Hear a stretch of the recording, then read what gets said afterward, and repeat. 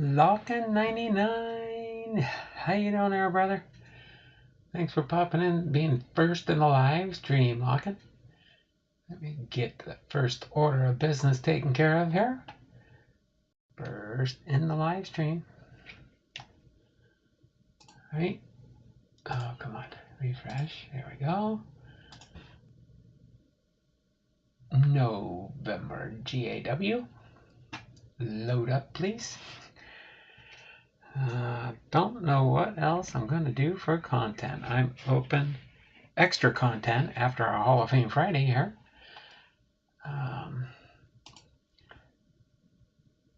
Okay, come on. Really? Let me do a refresh there and it should load up. Okay. Oh, there we go. Dun, dun, dun. All right.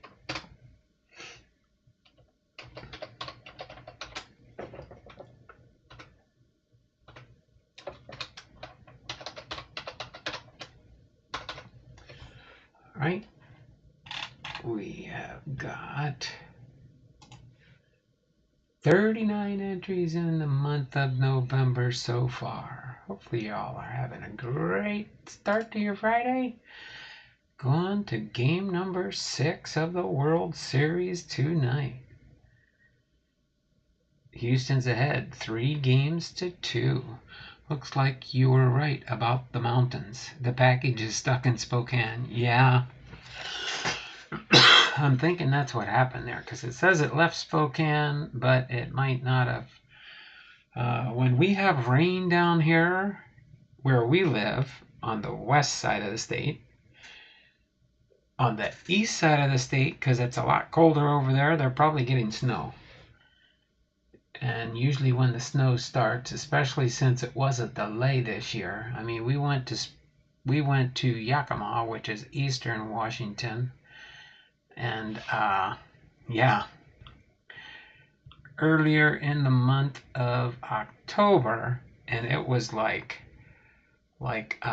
still feeling like summer over there. So I figured once that cold weather caught up there on the eastern side, they were going to get the cold weather. So yeah, I seen that. It's saying probably Monday now. So, which means sometimes later next week I'll have some content on the channel. But other than that, we'll just keep having fun with what we've got going on here. I will have my Hall of Fame Friday for today. No other content per se. I don't have any packs or anything hiding in the archives. We'll see. We might do something else. I might add something from this side of the table. But we will get into our content at hand right at 2:10. Right at 2:10. So I won't belabor and leave too much to go in as far as dead time in the stream. Other than that, we'll just have a short video today and have a wonderful weekend after that. If something should happen to show up tomorrow, I don't currently have anything scheduled this Saturday, so we might just be able to do a live stream tomorrow, but I might do it earlier in the day, just in case you're wondering. All right, so we have 3 thumbs up. 2:07, 3 more minutes before showtime. I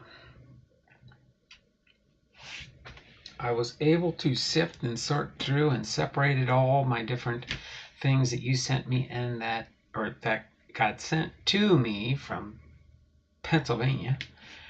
Trying to remember who you said that was again that you got that from. But that was a pretty cool box to go through, that's for sure. I listed up, I pulled out some cards, kind of filled up a box here, and looks like out of this box, or this little package here so far, we will have some cards in here. I already listed up, I think, let's see, I listed up all these cards here. So what do we got? 1, 2, 3, 4, 5, 7, 8, 9, 10, 11, 12, 13, 14, 15, 16, 17, 18, 19, 20, 21, 22 new cards up into my store. In case you're wondering, and most of those were from the box that I just finished going through. The Beast. The Beast. Is that their channel name? The Beast? I'm trying to remember. The Beast. Doesn't ring a bell unless that's just a short version. Can you put his channel link in the chat? Then that way I can check it later and stuff and try and see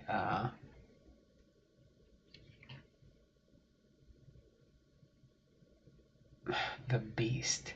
I mean, the name sounds vaguely familiar, but I'm thinking, a lot of people, I was climbing up the ladder. I was getting a few subscribers and stuff, and I was up to Beauty and the Beast Breaks. Oh, okay, Beauty and the Beast Breaks. Gotcha. Beauty and the Beast. Wow.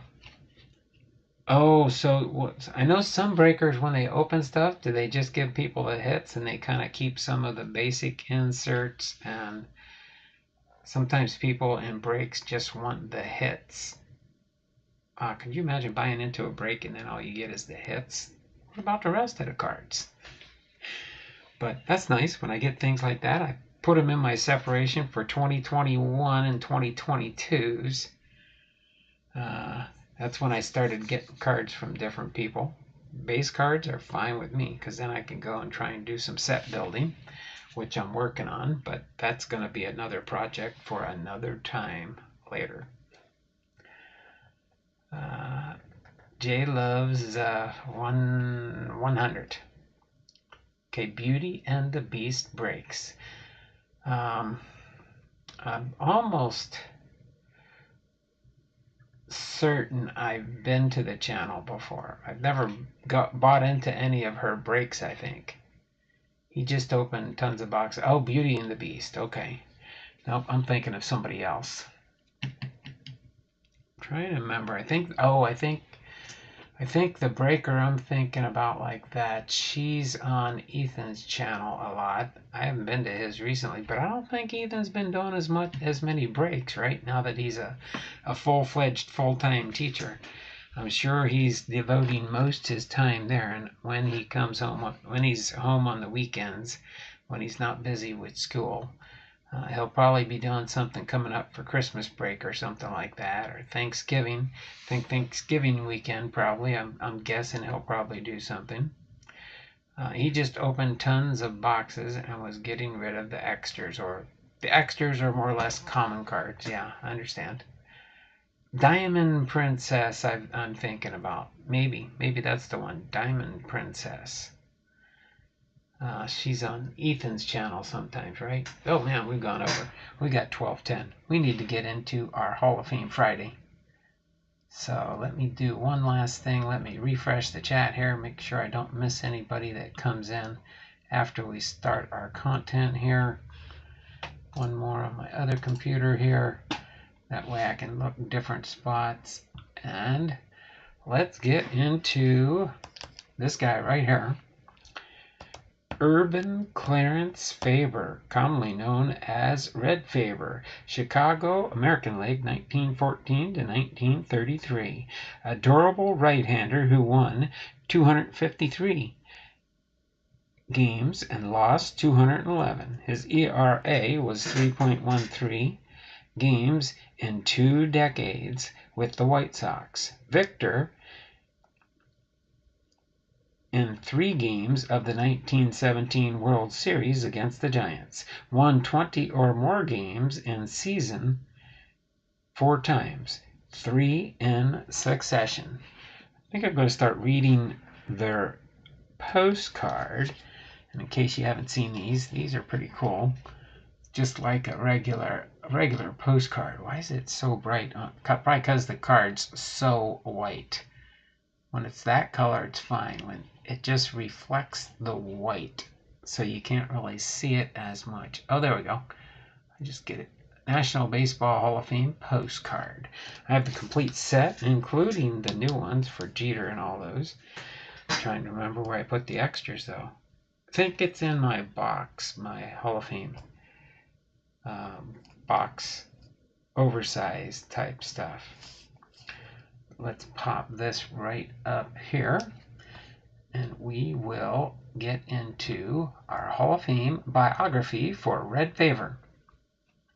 Okay, I'll keep an eye on, see if somebody else pops into the stream here while we're doing the biography. So Urban Clarence Red Faber was born September 6, 1888, and passed on September 25, 1976, and was an American right-handed pitcher in Major League Baseball from 1914 to 1933, playing his entire career for the Chicago White Sox. He was a member of the 1919 team, but was not involved in the Black Sox scandal. In fact, he missed the World Series due to an injury and illness. Faber won 254 games over his 20-year career, a total which ranked 17th highest in history upon his retirement. At the time of his retirement, he was the last legal spitballer in the American League. Another legal spitballer, Burleigh Grimes, was later traded to the American League and appeared in 10 games for the Yankees in 1934, and Faber was inducted into the Hall of Fame in 1964. As far as his early life, Faber was born on a farm near Cascade, Iowa, on September 6, 1888. He was of Luxembourgish ancestry. While Faber was a child, his father managed a tavern and later ran the Hotel Faber in Cascade. His father became one of the wealthiest citizens in Cascade. As a teenager, Faber attended college prep academics at Prairie du Chien, Wisconsin, and Dubuque, Iowa. By the age of 16, Faber was receiving $2 to pitch Sunday games with a local baseball team in Dubuque. In 1909, Faber pitched a season for St. Joseph's College, later known as Loras College. In a game against St. Ambrose University that year, he set a school record for strikeouts in a 9-inning game. Former Dubuque minor league owner Clarence Pants Rowland encouraged Faber to sign with the Class B Dubuque Miners of the Illinois-Indiana-Iowa League. Saw that move. Hello, hello, hello, how are you, Don? I'm great, and God is always great. Thanks for popping into the stream there. God is great. I appreciate all your comments you leave on my channel for my different content I create. Appreciate you, brother. And again, if me and my wife ever get to Japan, we're going to have to try and get together. Okay? We so much want to come and visit Japan again. Again, if you don't remember, and I'd say, let me see if I can remember the years. From 1989 to 1996. Yeah, 89 to 96 is when me and my wife were in Yokosuka, Japan. So, and I enjoyed it so much. We enjoyed the people, the friendliness there. I know anywhere there's bound to be crime. I don't know if it goes up there now, but yeah, I mean, it was so funny. I'll tell you a neat little story real quick before we continue on with our biography here in the minor leagues.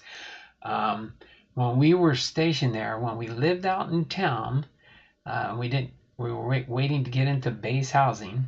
It was so interesting because we were living off base, and when you live off base in Japan, this was back in the late 80s and early 90s, you could actually leave your car unlocked, you could leave your house unlocked, and nobody bothered you. Nobody bothered going into different. But then when we moved, or when we were on base, we had to make sure we locked our doors because there'd be more crime on base than there was out in town. It's kind of strange there, right? But Americans. And it wasn't the military so much, but it was sometimes the spouses of, not spouses, but the children. And sometimes there's adult children that would still be living overseas with their parents. And usually it was like the teenagers or high school age kids. But yeah, they would be the ones causing the problems on base. Of course, if they got caught and busted, then they were either sent back to the States, or the military member lost their orders and the military members got shipped back to the U.S. for not abiding by SOFA agreement, the status of forces afloat and stationed abroad type situations. But yeah, it was just so fun doing sightseeing. My wife has a sister that lives in the Tokyo area, not right in the heart of Tokyo, but in the outlying area of Tokyo. So it was just so fun. So we would so much like to go back and visit Japan again, that's for sure. So let's continue on with our biography. Sorry about that as I digress there. If I would have waited till the end, I would have forgot to talk about it automatically. Faber started well in the minor leagues. He pitched 15 games for Dubuque in 1909 and returned to the team in 1910, registering an 18-19 win-loss record and a 2.37 earned run average in 44 games. He threw a perfect game for the Dubs against the Davenport Prodigals in September of that season, and he also spent time with minor league clubs in Pueblo and Des Moines. Then on to the major leagues.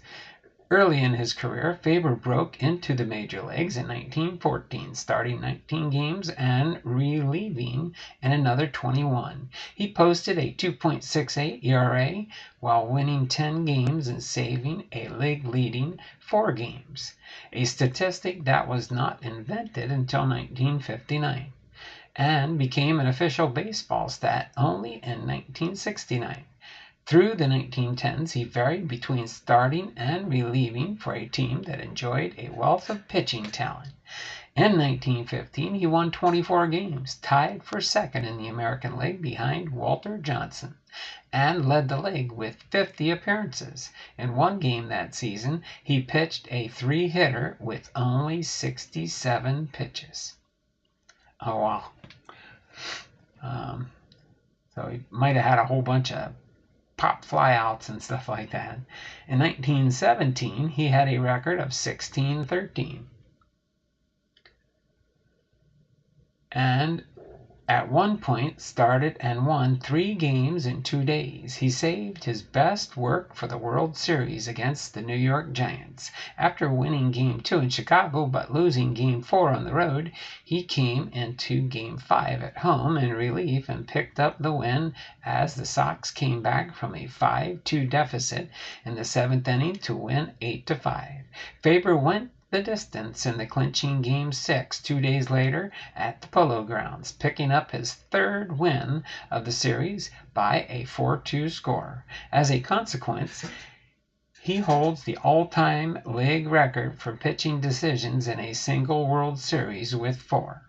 Faber once tried to steal third base when it was already occupied. He said that he saw the lead runner rounding third base on the previous play, and he thought that the runner had scored a run. When the pitcher slowly entered his windup, Faber ran toward third base. However, in one game against Boston, he stole home, a rare feat for a pitcher. Faber spent most of 1918 in the United States Navy due to World War I. He returned in 1919 only to develop arm trouble. He had lost much weight during the war. He finished the year with a 3.83 ERA, the only time in his first 9 seasons he posted a mark of over 3.00. Those problems, along with a case of the flu possibly related to the Spanish flu pandemic, prevented him from playing in the scandal-torn World Series against the Cincinnati Reds. Years later, catcher Ray Schlack said that Faber Had Faber been available, the fix would likely have never happened. Had Faber been healthy, he would almost certainly have gotten some of the starts that went to two of the conspirators, Eddie Ciotti and or Lefty Williams. Okay, refresh the chat real quick while I think of it between sections here. Only got about 3 little sections to go here, and then we'll be finished up and do his closing stats. So, success in the 1920s. Faber enjoyed the greatest success of his career in the early 20s. The live ball era was beginning, but thanks to a rule change allowing active 17 spitball pitchers to continue throwing it the remainder of their careers after its 1920 ban. He made one of the most successful transitions of all pitchers. He took advantage of Comiskey Park's spacious dimensions, surrendering only 91 home runs, barely 1 homer per month from 1920 to 1931. He was one of only 6 pitchers to win 100 or more games in both the dead ball through the 1920s and live ball eras. Faber finished the 1920 season with 23 wins and led the league in games started. During the summer of 1921, Faber and several other players had to leave a road trip in Washington after receiving subpoenas for the Black Sox trial in Chicago. Faber made the trip but was not asked to testify and returned to the White Sox without missing a start. He won 25 in 1921 and 21 in 1922, leading the league in ERA in 1921 and 22 innings in 1922, and completed games in 1921 and 22. He was also among the league leaders in strikeouts each year, while pitching at least 25 complete games and over 300 innings. Faber achieved most of his success with the White Sox team that were usually barely competitive. They had been one of the top teams in the league in the late 1910s and with a powerful offense. After much of the core of that team was permanently banned in the Black Sox scandal, the White Sox had only 2 winning seasons in Faber's last 13 years. He never finished above 5th place. In the 1921 season, Faber posted a terrific 25-15 win-loss record for a scandal-decimated team that limped to a 62-92 finish. From 1921 to 1929, his record was 126 wins, 103 losses. In 1927, Faber broke up a 21-game hitting streak by a still capable 40-year-old Ty Cobb. Perhaps his last great performance was a one-hitter at age 40 in 1929. Then, as far as his latter career, in his last few seasons, Faber returned to relief pitching, coming out of the bullpen 96 times between 1931 and 1933. Faber announced his retirement before the 1934 season. He had pitched 20 consecutive years for the White Sox. He ended his career at age 45 with a 254 wins, 213 career record, a 3.15 ERA, and 1,471 strikeouts. He holds the White Sox franchise record for most games pitched and held the team record for career wins, starts, complete games, and innings until they were later broken by Ted Loynes. After retiring as a player, Faber entered auto sales and real estate. He returned as a White Sox coach for 3 seasons. Faber and catcher Ray Schlack started 306 games as a battery, third most of any such duo since 1900. Then, lastly, on to his personal life. Get a sip of water real quick here.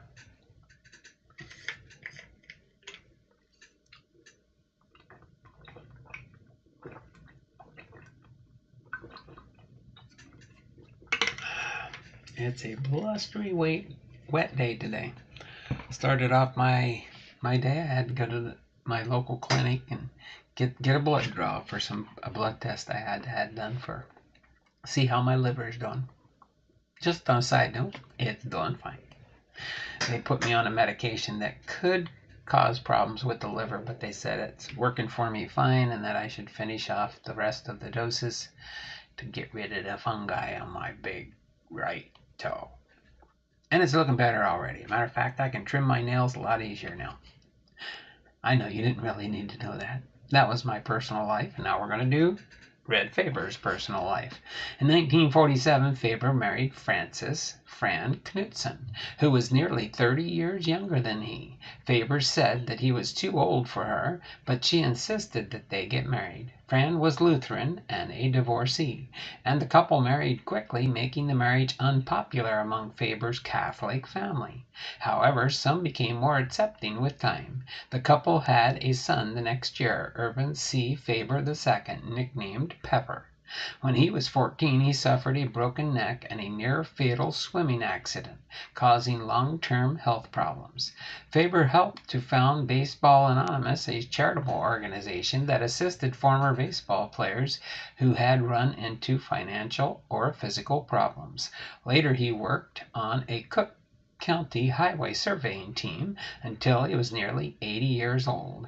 He was a long-time smoker and, suffering 2 heart attacks in the 1960s, began experiencing heart and lung issues. He died in Chicago in 1976 and was interred in Assia Park Cemetery there.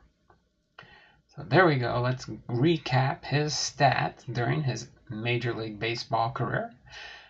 Red Faber was a pitcher born September 6, 1988, Cascade, Iowa, in the United States. Died September 25, 1976, at the age of 88 in Chicago, Illinois. He was a switch batter, and he threw right-handed. His MLB debut was April 17, 1914, for the Chicago White Sox, and his last MLB appearance was September 20, 1933, for the Chicago White Sox. He had a win-loss record of 254 wins and 213 losses, an earned run average of 3.15 through his career, and strikeouts of 1,471. Again, he spent time with just, one baseball team from the Chicago White Sox from 1914 to 1933, and his career highlights and awards as far as World Series champion in 1917 and 2 times American League ERA leader in 1921 and 22, and was elected to the member of the National Baseball Hall of Fame, inducted in 1964. Election method was via the Veterans Committee. So there we have it. Red Faber. Hopefully you enjoyed his biography for this Hall of Fame Friday. And we're right at about 30 minutes for the stream right now. Let's see, what do we got? We've got 3 people in the stream. That means probably me, Locken, and maybe God is Great. But I can't think of anything else. Just a little point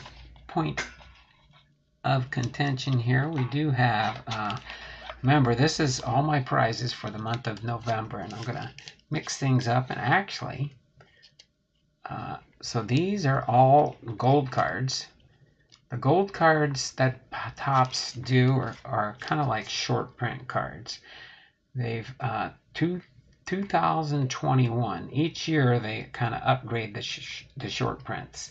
So when they start making 2023s next year, they'll have 2023. But then along with Topps, it looks like, I don't know if Don Russ has started doing this, but let me get, so Don Russ, I've added some of these in here, since these are the gold, and then these are kind of like neat, because it's kind of like prismish. You can can see the little, it's like a rainbow prism for Donruss 2021s, and they're out of 2021, and it almost looks like a candy cane like foil type border. But just to give you a highlight, I'll highlight some of these. These came from that box that I just got here recently. And I don't believe I missed any more. If I do, when I go through my separation I did for the Donruss, the Bowman, the Topps Finest, different sets like that, the Diamond Kings. But these are, yeah, so we got Bartolo Colon here, which I think he has a chance of getting into the Hall of Fame. And then we got Dominic Smith, Bryce Harper, Miguel Cabrera. Miggy, he'll be a Hall of Famer. Pablo Lopez, John Means, Xander Bogaerts, Kwang Hyun Kim, Butane, Freddie Freeman, and Kevin Biggio. So these are all short print cards too, 2021. So all serialized in here. 1, 2, 3, 4, 5, 6, 7, 8, 9, 10, 11. So those are included here. I'll just put them in the back. So then we've got gold cards and Donruss. So we've got Topps and Donruss so far. So this will be, and these will all be serialized. So the short prints, I think the oldest ones we have in the front here is 2019. Remember that name means of this type of Harold Ramirez rookie cards, there's only 2019 gold cards. Everybody kind of knows how that works anyway. But that is what this box is. It's always sitting in a corner here next to my sticker there. Okay, so other than that, I could see if there's a noteworthy article in my, here, let me set this over here. Get this out of the way real quick since we're done, and I'll get out. So next week, our next Hall of Famer is going to be Bob Feller. Bob Feller is going to be next week, and we will be here for Hall of Fame Friday. Give you an update here too today. Again, I most likely will not be doing a live stream next Tuesday and Wednesday. So worst case scenario, you'll see me back here at on Thursday and Friday next week. We're going down for, again, a memorial service for my aunt that passed away a couple weeks ago. So we can have closure on that and visit with some of the relatives I haven't seen in quite a while. So they do have in the November-December issue of Baseball Digest our 54th MLB Player of the Year issue. So it's for the love of the game since 1942. But they got an article in here on Judge's chasing. The chase is closed. Aaron Judge puts together season for the ages, smashes cherished record. Then we got Austin Riley, Roberto Clemente, and the gold standard for Paul Goldschmidt. So we'll just go through and highlight some of this magazine just to get us close to about the hour mark. How's that sound? Okay. Okay, let me get that. Let me shift this over. Refresh this chat and go back to the live stream. Let me scooch this down here, and I'll shrink me down a little bit so you can see a little bit more on the page here. How's that sound? Is that okay? Can you still see me in that teeny tiny corner there? All right. There's a Big Pappy, David Ortiz there. There we go. Albert Pujols. For the love of the game since 1942, 80th anniversary Baseball Digest. Boom. The most important sports movie of all time. A League of Their Own.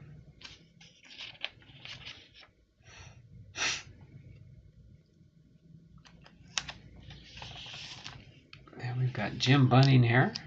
A little article about Jim Bunning.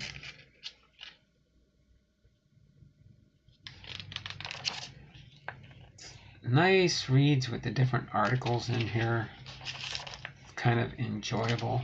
Baseball quick quiz. Questions and answers with Mark DeRosa.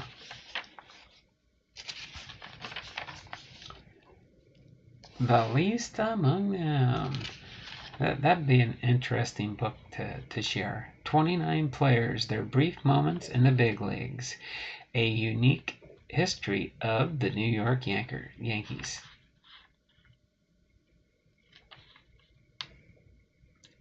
I think these are stories of some of the Yankees that didn't really make the big leagues, but they made it to be a Yankee. But some of them didn't really last long in baseball.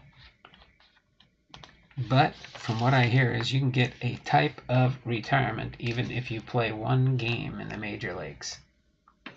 You're eligible for a small pension from Major League Baseball.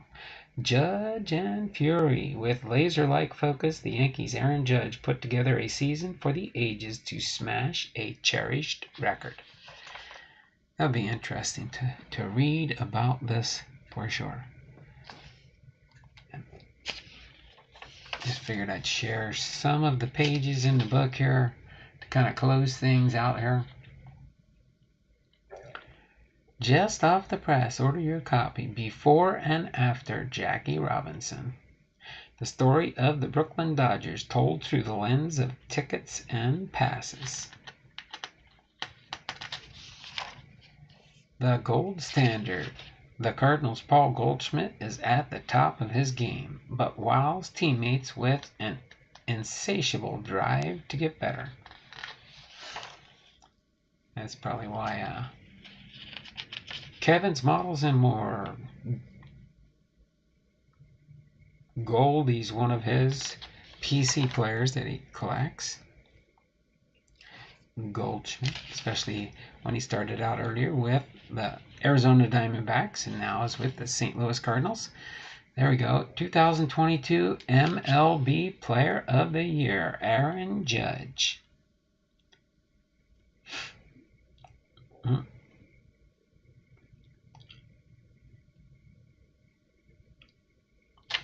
Pretty cool there.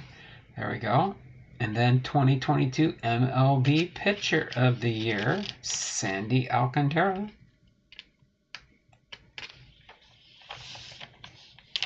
There we go. Oh yeah, that's what I gotta put that score sheet from when he was the ace reliever for the Seattle Mariners. 2022 MLB Relief Pitcher of the Year, Edwin Diaz with the New York Mets. I think he ended up becoming their ace closer there for the Mets this year. He was awesomeness this year. Okay, so they go through the years here from 1969 to 2022 MLB Players of the Year. Shohei Ohtani, Freddie Freeman. Let's see, 80. Wasn't Griffey in here in 89? No, I guess he didn't make Player of the Year. Griffey, huh? They got 88, Jose Canseco. 89, Will Clark. 1990, Ryan Sandberg. 1991, Cal Ripken Jr. Ken Griffey Jr. never did make Player of the Year, huh?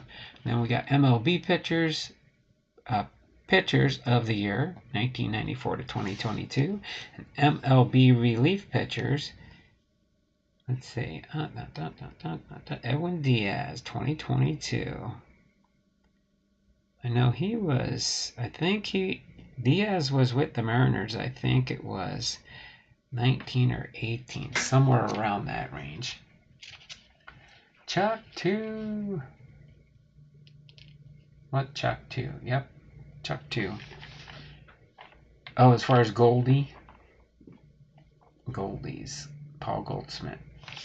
Okay, then we got prime position, brave slugger Austin Riley chose the field over the mound and now ranks among the game's best third basemen. Oh, wow. So Austin Riley used to be a pitcher and became a third baseman, huh? You don't hear that too often, and then they still make it good in the bigs. That's pretty cool. Pretty cool. Jones, Mike Shannon. There we go. Roberto Clemente. Through the eyes of a loving son, Roberto Jr. shares the emotional journey that began when he lost his father 50 years ago. Oh yeah, that's right. He died in a plane crash, trying to do good to help people. But Roberto Clemente will always be remembered, that's for sure. A baseball life, pride and joy. Deaf since birth, Curtis Pride found a haven with baseball and forged an incredible career. Curtis Pride.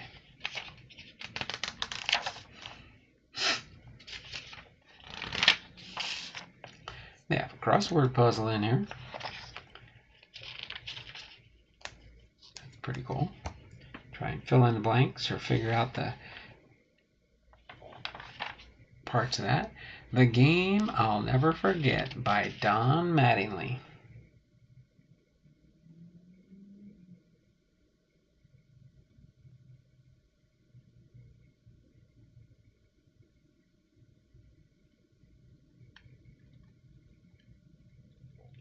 I like this one. Does it say what year this was? Can't remember, but the little caption down here says, the only time Mattingly ever participated in the playoffs during his storied 14-year career with the Yankees came in 1995. Unfortunately, that ended in heartbreak as New York dropped the ALDS to Seattle 3-2. Boom, bitty, boom, boom, boom. So that was the only time Chasing Donnie Baseball made it to the playoffs, huh? Wow.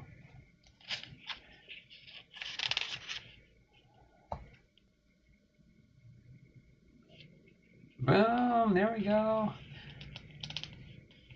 St. Louis Cardinals fan has been a member for 15 months. Hi. Is that all you put in there? Was hi? Boom, boom, boom. Get a little bell ringer there for St. Louis Cardinals fan, 1990, and Blue Jays fan. A member for 15 months.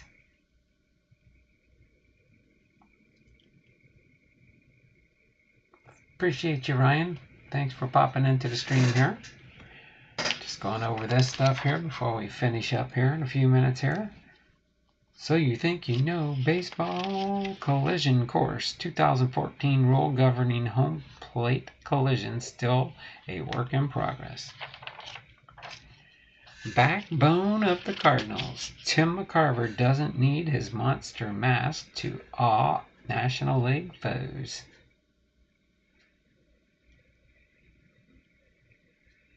Highlighting him. I guess maybe that's one of the first times he appeared on the Baseball Digest cover. 1967. Pretty cool.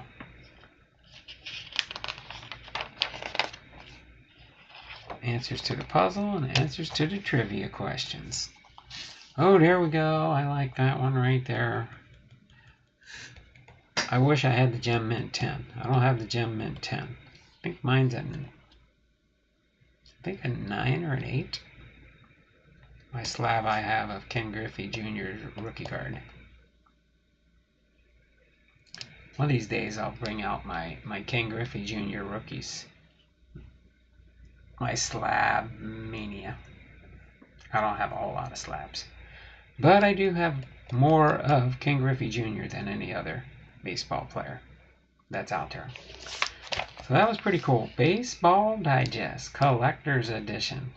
A lot of neat stuff in this version, that's for sure. Get that right there. So I don't know, does anybody else have anything that you want to chat about before we end the stream for today? Won't be that long today. Again, I don't have any other content, nothing else I can open up on the channel per se. All I will do is I'll give out some info. Let's step that one over. Is I will be working on Christmas presents for right after our November giveaway. Right after the November giveaway, I'll be getting prominent people that interact with me on a regular basis in the channel some Christmas present packages packaged up and get ready to send out for Christmas. Jingle bells, jingle all the way. Oh yeah, and then once Thanksgiving gets here, I'll be bringing and putting out the Santa Cam. The Santa Cam will be here. Santa Cam will be watching out for the chat, watching out for different special things that might happen during our Christmas countdown. And yes, I think you'll see some neat Christmas decorations on the Blomdahl household Christmas tree. As a matter of fact, I think what I'm going to end up doing is I got to get a little Christmas tree for inside.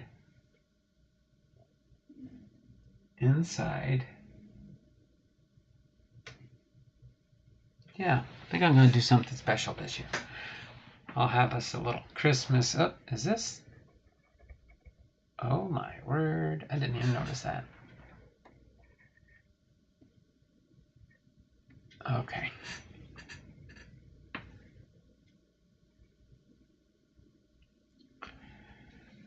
Did not even realize that. Sliding off on me. I was like, why could I see my overhead camera? I could see the overhead camera on my little insert right here. This video portion, I could see the camera. You know, kind of like if you see it on where they haven't edited it out, the microphone hanging from above. Same thing with the camera here. I was seeing my camera on my little insert picture. But so we got Chuck Dupree sports cards, Lockin' 99. God is good. Or God is great. And great he is. So other than that, I'm going to go ahead and just end the stream because I can't think of anything else to talk about. Again, I'm trying to think, is there a channel where all my favorite people hang out anymore? Besides, I know Faith, Family, and Sports. They still do different things. I know their 100-day challenge is done. So now everybody's missing Faith, Family, and Sports. ¿Cómo está, Donald? ¿Cómo está, Chuck? Mabute.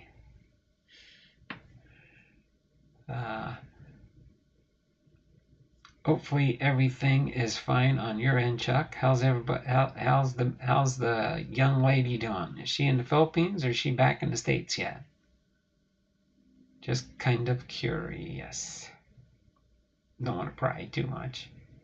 Wilma, right?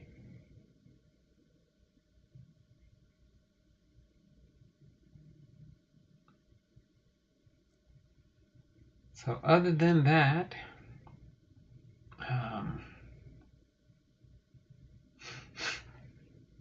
that's nice. You got your little, so 15 months, 1 year and 3 months there for St. Louis Cardinals fan. She's in the Philippines. Okay. Do you get to talk on Facebook Messenger or something every once in a while? Video chatting? That's what we get to do with our friends in the different parts of the Philippines. We got down in Samar and Leyte Gulf, down in that area, southern Philippines. Just north of Mindanao. We've been to Mindanao, Don Carlos, down in Samar. We have been in not Bukit, no, that's down in Mindanao. But the Warai, down near where the Warai people live, in southeast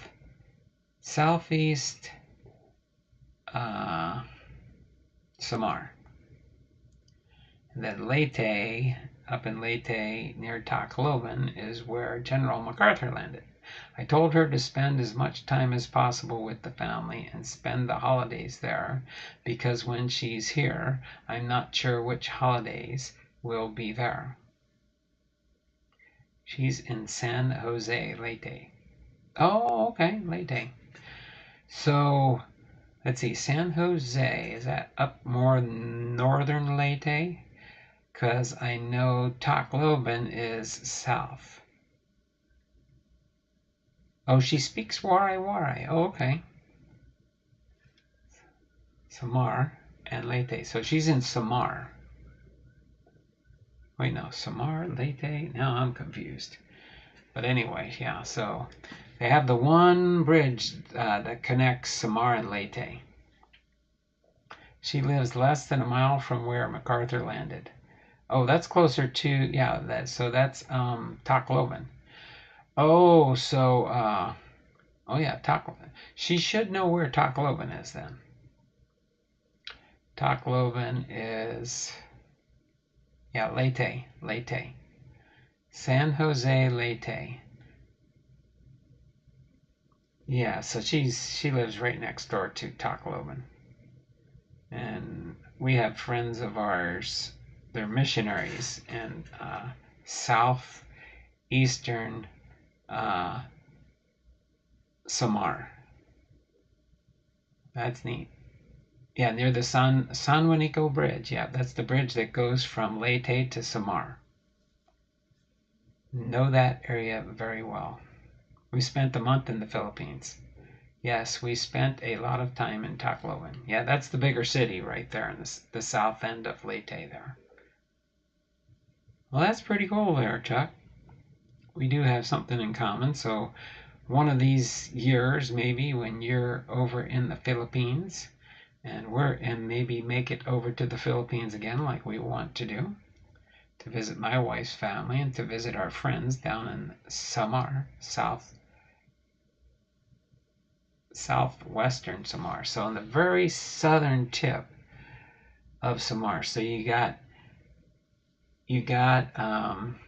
Leyte and Samar. Let me get them kind of lined up. And then, of course, on the map, they look pretty close because there's just a bridge that connects them. But they're separated by a bridge. That's what makes Samar or Leyte and then Samar right next door to each other. Oh, there we go. We're already planning on retiring there. Oh, you'll be able to live pretty comfortably over there then. The only thing that's held us up is my wife's health condition with her heart. That's the only reason we didn't retire there. She's got to get a heart procedure coming up here. We're just waiting for the surgeon to get the approval and schedule her surgery for her last big heart procedure. And hopefully, as long as everything goes well with that, we'll see what happens from there. But if I was over in the Philippines, I wouldn't be able to do this YouTube channel like I'm doing here now. The connection isn't as well over there, and it probably costs a lot more to get high-speed internet there. Internet is spotty as it is. But you have to almost live in a big city to be able to get better internet. So other than that, well, we've almost made it to the 1 mile mark. But Chuck, that is awesome. Yes. So other than that, that's all I've got for today. We'll probably undoubtedly be seeing you all around the channels. It's actually not bad where she's at. Yeah, she's close enough to the big city there to get better internet. And You didn't have a problem? Yeah. So did you just use your cell phone, and when you went over there, you just added on the international plan while you were there over in the Philippines? Because I know people that do that now. It's almost not that much more expensive to just turn on the international plan while you're traveling over there to, instead of switching over. If you're in the Philippines, then it's just cheaper to have their own system. But their system is pay as you go. Their system's pay as you go, whereas if you have your service from the States and you go international, you have a little bit better service generally. Other than that, I'm going to go ahead and get ready to log off and finish up. You don't know, is Ethan or Kevin or anybody else going live this afternoon that you're aware of? Because if not, let's see, what time does the World Series start? Does anybody know? Before we do finish up here. Let me just look on my phone here and I'll find out. Postseason, let's see what time it's. I used international for a little bit, but most of the time I use the Wi-Fi. Oh yeah, you can use Wi-Fi once you're there, and then international plan if needed. Okay. Time's the game go? Oh, same time. 8 Eastern, so 5 o'clock West Coast time. So I got 2 more hours before the game starts. Game 6. And then game 7 will be... Oh, there is no game today. So it's going to be Saturday and Sunday. So there is no baseball game today. I'm off the hook. No baseball game. I can just work on my eBay store all day. That's pretty cool. So they did give them actually their day off like they were hoping. They just did the 3 games, just moved it, and so they shifted the end of the World Series to the 6th. It originally was supposed to end on the 5th, now they got it the 6th. So tomorrow at 5, and then on Sunday at 5. So that is pretty cool. Travel day. Oh, maybe he'll have something tomorrow, yeah. I hope so. I miss not going into Ethan's lives, just to at least watch sometimes and see what he's trying to sell. Alright, so I'm going to go ahead and get ready to finish up. We made it to the hour mark, just by chance. So, this has been Don Blondal, Hall of Fame veteran, sports, cards, and more, having been live to you with episode 89, Hall of Fame Friday, Red Faber, and general chatting. And yes, I did not get any packages today. But next week I should have 1 or 2 packages coming in. One from Gourmet Breaks, my last purchases from him for a little while at least. Maybe next year. I don't know. We'll see. Unless somebody sends me something in my PayPal account. You never know. Then I'll be able to procure some product. Every once in a while I look there and I'm like, whoa, where'd that come from? And then I see that, get some stuff you need for your content on your channel, Don. And so it happens on occasions, but right now I don't think I have but a few dollars in my PayPal account. And that was, I think, from my few Patreon packages I send out every year. I've got one person on the $15 tier, one person on the $5 tier, and then I think I have 3 people on the $2 tier. So you do the math. That's $15, $20, $26 minus Patreon fees. And I already sent the Patreon packages out for this month. So now we're just waiting for December 1st to get here for the next round. Yeah, I know that. And Houston has a roof, so no more delays. Yep, sometimes they can have it open, sometimes they can close it, kind of like us. Or there's a permanent roof. No, I think theirs is a permanent roof, and then they can run air conditioning if they need to, right? If it starts getting too hot, if I remember right. But other than that, I'm going to go ahead and get ready to finish things up for today. We're just over the hour mark. So, as David says, Guru, the fanatic car guru, the guru of gurus, or whatever he's being called these days, always says, it's not just words, but be blessed. So until, oh, it is retractable. Okay, that's cool. I thought it was kind of like, I mean, it makes sense. When you have decent weather, leave the roof open.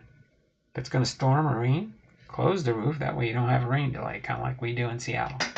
Except for the football team. They play no matter what the weather is. It could be a blizzard and they'll play the football game. It'll be a monsoon and they'd probably play the football game. They'd be slip sliding on the water. But that's all about the football game in itself. So until Thursday at the latest, we'll see what happens. If a package comes in Monday before I go live, sometimes it does, sometimes it doesn't. Then we'll see if we can do a stream on Monday. But if not, worst case scenario, I'll see you Thursday. Best case scenario, I'll see you Monday. Because I don't believe I'm expecting anything tomorrow. So until then, you all take care. Lockin 99 Jason, appreciate you being here in the stream today. Chuck Dupree Sports Cards. And then also St. Louis Cardinals fan and God is Great were our viewers today. 5 thumbs up. You all take care, and we will see you all around the channel sometime somewhere where you least expect to see me. If I see you, you might see me in the chat. All right, until then, take care and have a wonderful and blessed